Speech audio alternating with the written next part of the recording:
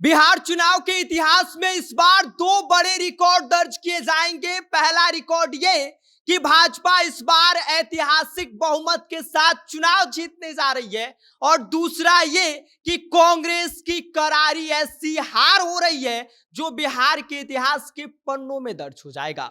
बिहार चुनाव के इतिहास में कांग्रेस इतनी बुरी तरीके से कभी चुनाव नहीं हारी है और जो हालात इस वक्त दिख रहे हैं वो साफ बता रहे हैं कि भाई कांग्रेस का इस बार बिहार में कितना अस्तित्व बचा है वो क्लियर हो जाएगा। सबसे पहले आंकड़े देखिए, इस बार भाजपा इस वक्त 93 सीटों पर लीड कर रही है, जदयू 82 सीटों पर, आरजेडी 27 पे और एलजेपी जो चिराग पासवान की पार्टी है वो 19, एआईएमआईएम जो असदुद्दीन ओवैसी की पार्टी है वो लगभग 5 सीटों पर इस वक्त लीड कर रही है। हम यानी कि जो जीतन राम मांझी की पार्टी है वो 5 सीटों पर लीड कर रही है, कांग्रेस 4 सीट।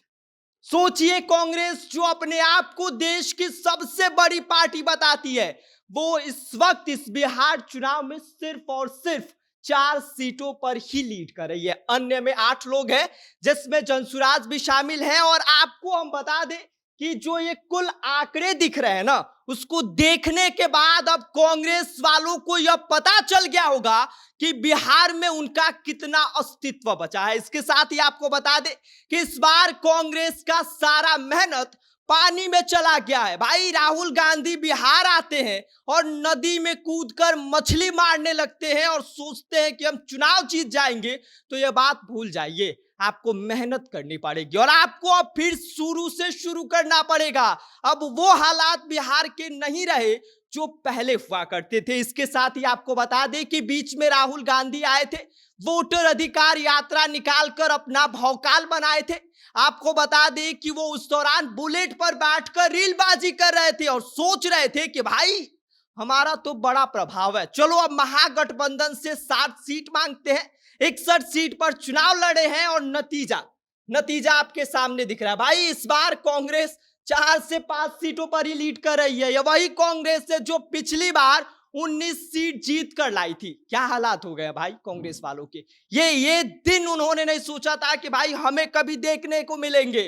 राहुल गांधी जो इतने बड़े बड़े आके बिहार में दावे कर रहे थे कि हम आएंगे तो ही कर देंगे, हम आएंगे तो वो कर देंगे, कुछ नहीं हुआ। जनता ने इस बार राहुल गांधी पर जरा सा भी भरोसा नहीं किया कि भाई आप आइए, बिहार में जो भी अधिकार यात्रा निकालना हो निकालिए, वोट चोरी पे चिल्लाइए, लेकिन हमें आप पे जरा सा भी भरोसा नहीं है। और इस बार के जो रुझान दिख रहे हैं वो यही बता रहे हैं कि भाई सबका जो भरोसा है वो नीतीश कुमार और भाजपा पे ही है। नरेंद्र मोदी जी आए, भौकाल बना के चले गए। ये लोग इधर क्या कहते हैं कि स्कूटर पे घूमते रह गए, बुलेट चलाते रह गए, रील बनाते रह गए, मछली मारते रह गए और मोदी जी आके गमछा हिला गए और पूरा माहौल सेट कर दिया। और उसका नतीजा ये दिख रहा है, इस बार बीजेपी मैक्सिमम बिहार की सबसे ज्यादा सीटों पर लीड कर रही है। दूसरे पर जदयू है, तीसरे पर आरजेडी है, चौथे पर एलजेपी है।